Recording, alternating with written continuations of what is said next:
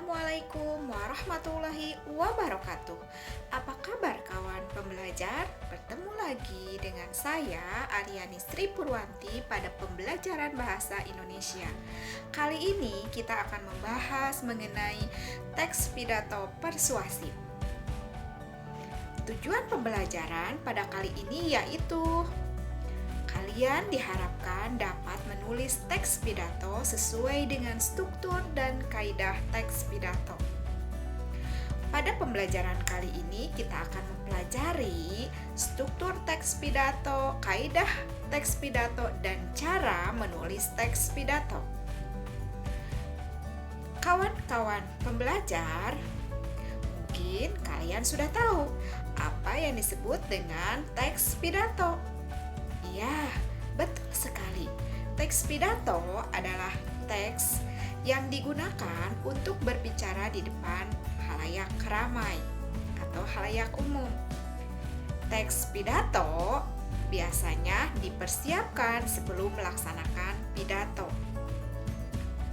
Adapun pidato adalah kegiatan berbicara di depan halayak ramai. Persuasif artinya ajakan. Jadi, teks pidato persuasif adalah teks pidato yang digunakan untuk berbicara di depan halayak umum untuk mengajak orang lain melakukan sesuatu atau mengubah pandangan orang terhadap sesuatu hal. Nah, kawan pembelajar tentu tahu teks pidato persuasif merupakan bagian dari teks eksposisi, yaitu teks yang bertujuan untuk mempengaruhi, mengajak, dan memotivasi orang lain. Kawan pembelajar, sebelum kalian berpidato atau menulis teks pidato, kalian tentu tahu apa saja yang harus dipersiapkan. Yang pertama yaitu menentukan topik terlebih dahulu. Carilah topik yang menarik untuk kalian gunakan dalam teks pidato. Yang kedua, tentukan tujuan berpidato. Yang ketiga, tentukan juga audiensnya. Kalian pahami audiensnya atau pahami yang jadi pendengarnya. Kemudian ada 3 pendekatan dalam mengajak atau mempersuasi orang agar bisa mengikuti apa yang kita ajak atau apa yang kita sarankan.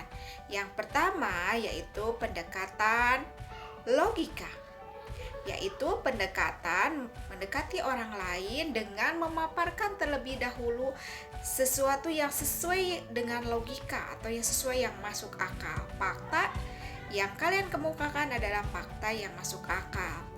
Yang kedua adalah pendekatan etika. Ketika menggunakan pendekatan etika, kalian harus menggunakan pendekatan nilai moral.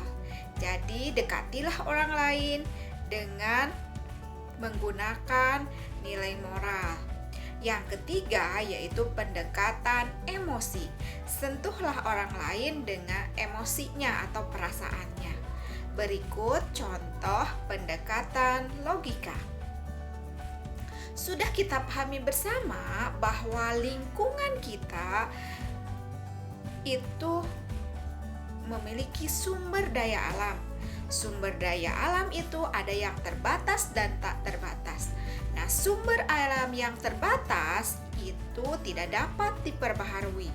Oleh karena itu, kita harus menjaga alam ini untuk menjaga sumber daya yang terbatas tersebut.